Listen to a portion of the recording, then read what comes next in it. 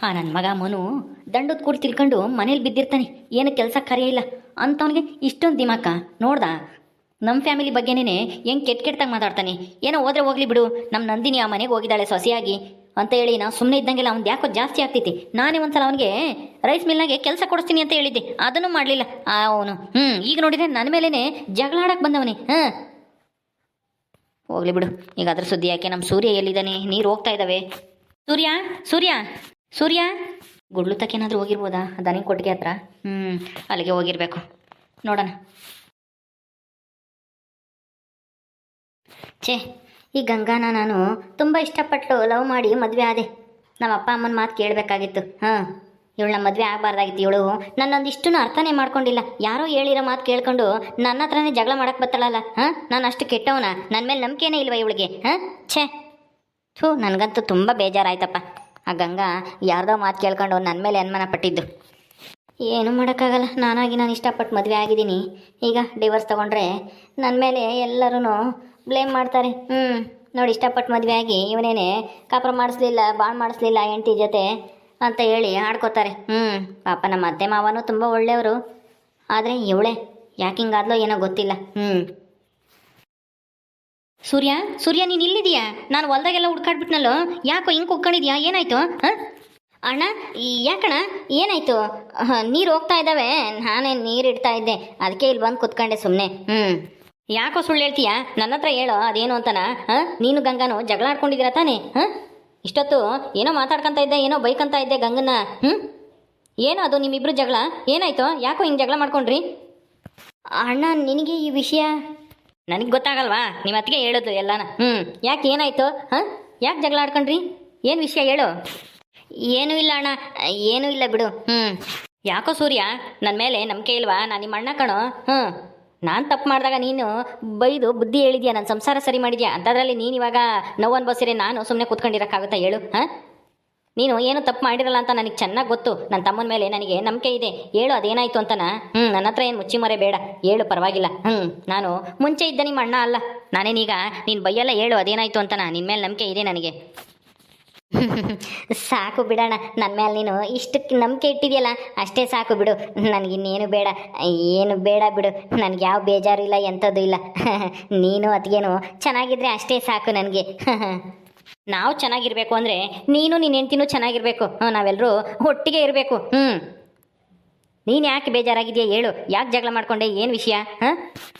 ಅದೇನು ಇಲ್ಲ ಅಣ್ಣ, ಹಿಂಗೆ ಅದೇ ನನ್ನ ಫ್ರೆಂಡ್ ಒಬ್ಳು ಶ್ರುತಿ ಅಂತ, ಅವಳನ್ನ ಮೀಟ್ ಮಾಡೋಕ್ಕೆ ಹೋಗಿದ್ದೆ.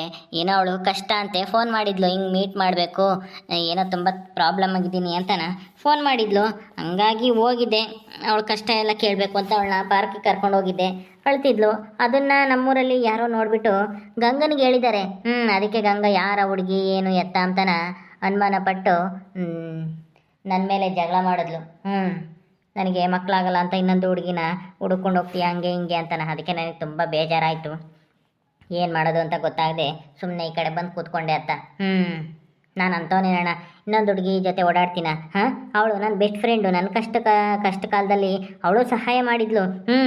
ಅದಕ್ಕೆ ಈಗೇನೋ ನಾನು ಕಷ್ಟ ಅಂದ ತಕ್ಷಣ ನಾವು ಹೋಗಿದ್ದೆ ಅಷ್ಟೇ. ಅಷ್ಟು ಬಿಟ್ಟರೆ ನನಗೂ ಅವಳಿಗೂ ಯಾವ ಸಂಬಂಧನೂ ಇಲ್ಲ. ಆದರೆ ಈ ಗಂಗಾಗೆ ಅರ್ಥನೇ ಆಗ್ತಾಯಿಲ್ಲ. ಅದನ್ನು ಹೆಂಗೆ ಅರ್ಥ ಮಾಡಿಸೋದು ಅಂತಲೂ ನನಗೆ ಗೊತ್ತಾಗ್ತಾ ಇಲ್ಲ. ಹೋಗಲಿ ಬಿಡೋಣ, ಅವಳೆಷ್ಟೇ ಆಗಲಿ ಅರ್ಥ ಮಾಡ್ಕೊಳ್ಳಲ್ಲ ಗಂಗಾ. ನಾನು ಸುಮ್ಮನೆ ಅವಳನ್ನ ಮದುವೆನೇ ಆಗಬಾರ್ದಾಗಿತ್ತು. ನೀವೆಲ್ಲರೂ ಹೇಳಿದ್ರಿ ಅವಾಗ ಬೇಡ ಅಂತನ, ಆದರೆ ನಾನೇ ಕೇಳಲಿಲ್ಲ. ಅದಕ್ಕೇನೂ ಪಾಪ ನಾನು ಇಷ್ಟಪಟ್ಟಿದ್ದೀನಿ ಅಂತನ ನಿಮ್ಮನ್ನೆಲ್ಲರೂ ಒಪ್ಪಿಸಿ ಮದುವೆ ಮಾಡಿಸಿದ್ರು. ಯಾರ ನಂಬಿಕೆನೂ ಉಳಿಸ್ಕೊಳಕ್ಕಾಗಲಿಲ್ಲ. ಅದಕ್ಕೆ ತುಂಬ ಬೇಜಾರಾಗ್ತಿದೆ. ಹೌದಾ ಶ್ರುತಿನ? ಏನು ಕಷ್ಟ? ಏನಾಗಿದೆ ಅವಳಿಗೆ? ಏನೂ ಇಲ್ಲ, ಹಿಂಗೆ ಅವ್ರ ಅಪ್ಪ ಏನೋ ಸತ್ತೋದ್ರು. ಅವ್ರ ಅಪ್ಪ ಏನೋ ಸಾಲ ಮಾಡಿದ್ರಂತೆ.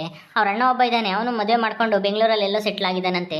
ಈಗ ಅವನು ಕಾಂಟ್ಯಾಕ್ಟಲ್ಲಿ ಇಲ್ವಂತೆ, ಎಲ್ಲಿದ್ದಾನೆ ಅಂತಲೂ ಗೊತ್ತಿಲ್ವಂತೆ. ಅವ್ನ ಫೋನ್ ನಂಬರ್ ಬೇರೆ ಚೇಂಜ್ ಮಾಡ್ಕೊಂಡಿದ್ದಾನಂತೆ. ಈಗ ಅದಕ್ಕೇ ಸಾಲಗಾರರು ಬಂದು ಮನೆ ಹತ್ರ ಜಗಳ ಮಾಡ್ತಾ ಇದ್ದಾರೆ. 4 ಲಕ್ಷ ಏನೋ ಸಾಲ ಇದೆ, ಹೆಂಗೆ ತೀರ್ಸೋದು ಅಂತ ಗೊತ್ತಾಗ್ತಾ ಇಲ್ಲ. ನಾನು ನಮ್ಮಮ್ಮ ತುಂಬ ಕಷ್ಟದಲ್ಲಿದ್ದೀವಿ, ಸಾಯೋಣ ಅಂತ ಅಂದ್ಕೊಂಡಿದ್ದೀವಿ. ಆದರೆ ಏನು ಮಾಡೋದು? ಇಷ್ಟೊಂದು ಜನಕ್ಕೆಲ್ಲ ನಾನು ಸಾಲ ಮಾಡಿಬಿಟ್ಟು ಸತ್ತರೆ ಸಾಯೋದವರೆಗೂ ನಮ್ಮನ್ನು ಬೈಕೊತಾ ಇರ್ತಾರೆ. ಏನು ಮಾಡೋದು ಅಂತ ಗೊತ್ತಾಗ್ತಾ ಇಲ್ಲ. ನನಗೆಲ್ಲಾದರೂ ಸಾಲ ಕೊಡಿಸು ಅಂತನ ಕೇಳ್ಕೊಂಡ್ಳು. ಅದಕ್ಕೆ ನಾನು ಟ್ರೈ ಮಾಡ್ತೀನಿ ಅಂತ ಹೇಳಿದೆ. ಈಗ ಏನು ಮಾಡೋದು ಅಂತ ಗೊತ್ತಾಗ್ತಾ ಇಲ್ಲ. ಆ ಸಮಸ್ಯೆ ಮಧ್ಯದಾಗೆ ಯಾರೋ ನಮ್ಮೂರಿನ ಜನಗಳು ನೋಡಿಬಿಟ್ಟು ಗಂಗನಿಗೆ ಬೇರೆ ಈ ವಿಷಯನ ಹೇಳಿದ್ದಾರೆ. ಹೌದಾ, ಸರಿ ಆಯಿತು ಬಿಡು. ಎಲ್ಲಾದ್ರೂ ಸಾಲನ ನಾನು ಇಸ್ಕೊಡಿಸ್ತೀನಿ ನಿನ್ನ ಫ್ರೆಂಡ್ಗೆ. ನೀನೇನು ತಲೆ ಕೆಡಿಸ್ಕೊಂಬಕ್ಕೆ ಹೋಗ್ಬೇಡ. ನಾನು ಕೊಡಿಸ್ತೀನಿ ಸಾಲನ ತೀರಿಸ್ತಾರಂತ. ತೀರ್ಸೋಕ್ಕಾಗುತ್ತಾ ಅವ್ರ ಕೈಲಿ? ಹೌದಣ್ಣ, ತೀರಿಸ್ತಾಳ ಅವಳಿಗೆ. ಇವಾಗ ಸದ್ಯಕ್ಕೆ ಯಾವುದೂ ಜಾಬ್ ಇಲ್ಲ. ಯಾವುದಾದ್ರೂ ಜಾಬ್ ಹುಡ್ಕೊಂಡ ತಕ್ಷಣ ತೀರಿಸ್ತೀನಿ ಅಂತ ಹೇಳಿದಾಳೆ. ಅವಳು ಏನೋ ಇಂಜಿನಿಯರಿಂಗು ಏನೋ ಮಾಡಿದಾಳೆ. ಕೆಲ್ಸಕ್ಕೆ ಟ್ರೈ ಮಾಡ್ತಾ ಇದ್ದಾಳೆ. ಯಾವುದಾದ್ರೂ ಕೆಲಸ ಸಿಕ್ಕಿದ ತಕ್ಷಣ ಸಾಲ ಎಲ್ಲ ವಾಪಸ್ ಕೊಡ್ತೀನಿ ದುಡ್ದು ಅಂತ ಹೇಳಿದ್ಲು. ಆದರೆ ಏನು ಮಾಡೋದು ಅಂತ ಗೊತ್ತಾಗ್ತಾ ಇಲ್ಲ. ಈ ನಡುವೆ ಈ ಗಂಗಂಗೆ ಬೇರೆ ಅನುಮಾನ ಬಂದಿದೆ. ನಾನು ಯಾರೋ ಇನ್ನೊಂದು ಹುಡುಗಿ ಜೊತೆ ಓಡಾಡ್ತಾ ಇದ್ದೀನಿ ಅಂತನ. ಏನು ಮಾಡೋದು ಅಂತ ಗೊತ್ತಾಗ್ತಾ ಇಲ್ಲ. ಅಷ್ಟೇನಾ? ನಾನು ಕೇಳಿದರೆ ನಾನು ದುಡ್ಡು ಕೊಡಲ್ಲ ಅಂತಿದ್ನಾ? ನಿನಗೆ 4 ಲಕ್ಷ ತಾನೇ, ಎಲ್ಲಾದರೂ ವಂಚಿ ಕೊಡ್ತೀನಿ. ಆ ಹುಡುಗಿಗೆ ಬಡ್ಡಿ ಕಟ್ಕೊಂಡು ಅಸಲು ತೀರಿಸ್ಕೊಳಕ್ಕೆ ಹೇಳು. ಎಲ್ಲಿ ಕೊಡಿಸ್ತೀಯಣ್ಣ? ಎಲ್ಲಿ ಅರೇಂಜ್ ಆಗುತ್ತೆ? ನೀನು ಯಾಕೋ ಚಿಂತೆ ಮಾಡ್ತೀಯಾ? ನಾನಿದ್ದಂಗೆ ನನ್ನ ಹತ್ರ ಒಂದು ಮಾತು ಹೇಳ್ಬೋದಿತ್ತಲ್ಲ. ನಾನೆಲ್ಲ ದುಡ್ಡು ಸಾಲ ಕೊಡಿಸ್ತೀನಿ, ಕಟ್ಕೊಂಡು ಹೋಗಕ್ಕೆ ಕೇಳು ಅಷ್ಟೇನೆ. ನೀನೇನು ತಲೆ ಕೆಡ್ಸ್ಕೊಂಬಕ್ಕೆ ಹೋಗ್ಬೇಡ ದುಡ್ಡಿನ ಬಗ್ಗೆನಾ. ನೀನು ಹೆಂಡ್ತಿ ಹತ್ರ ಇದಕ್ಕೋಸ್ಕರ ಜಗಳ ಮಾಡೋಕ್ಕೆ ಹೋಗ್ಬೇಡ. ಆ ಹುಡುಗಿನ ಒಂದ್ಸಲ ನಮ್ಮ ಮನೆ ಕರ್ಕೊಂಬಂದು ನಿನ್ನ ಹೆಂಡ್ತಿಗೂ ನಮ್ಮ ಮನೆಯವ್ರಿಗೂ ಎಲ್ರಿಗೂ ಇಂಟ್ರಡ್ಯೂಸ್ ಮಾಡಿಸು. ಯಾರು ಏನು ಎತ್ತ ಅಂತನ ಹೇಳು. ನಿನ್ನ ಕಷ್ಟಕ್ಕೆ ಅವಳು ಯಾವಾಗ ಯಾವ ಥರ ಸಹಾಯ ಮಾಡಿದ್ಲು ಅಂತನ ಎಲ್ರಿಗೂ ಹೇಳು. ಆವಾಗ ನಿನ್ನ ಹೆಂಡ್ತಿಗೂ ಅರ್ಥ ಆಗುತ್ತೆ. ಆಗ ಜಗಳನೂ ಬರಲ್ಲ, ಏನೂ ಬರಲ್ಲ. ಈ ಥರ ಕದ್ದು ಮುಚ್ಚಿ ಹೋಗಿ ಭೇಟಿ ಮಾಡಿ ಬಂದರೆ ಅನುಮಾನ ಬರುತ್ತೆ ಹೆಣ್ಮಕ್ಳಿಗೆ. ಅದನ್ನು ತಪ್ಪು ಅಂತಲೂ ಹೇಳೋಕ್ಕಾಗಲ್ಲ. ಯಾರಾದರೂ ಊರಿನ ಜನಗಳು ನಮಗಾಗದೇ ಇರೋರ್ಗಂತೂ ಗೊತ್ತಾದರೆ ಈ ವಿಷಯನ ಊರು ತುಂಬ ಹರಡ್ಬಿಡ್ತಾರೆ. ಹಂಗಾಗತ್ಕೊ ಮುಂಚೆಲೆ ನಾವೇ ಎಚ್ಚೆತ್ಕೊಂಡು ಊರಿಗೆ ಕರ್ಕೊಂಬಂದು ನಮ್ಮ ಹೆಂಡ್ತಿರಿಗೆ ಪರಿಚಯ ಮಾಡಿಕೊಡ್ಬೇಕು. ಅದು ಆವಾಗ ಯಾವ ಜಗಳನೂ ಬರಲ್ಲ, ಏನೂ ಬರಲ್ಲ. ಇನ್ನೊಬ್ರು ಮೂರನೇವರು ತಲೆ ಹಾಕೋಕ್ಕೆ ಸಾಧ್ಯನೇ ಆಗಲ್ಲ ಅವಾಗ. ಈ ಥರ ಕದ್ದು ಮುಚ್ಚಿ ಭೇಟಿ ಮಾಡಬಾರ್ದು ಹಂಗೆಲ್ಲನ.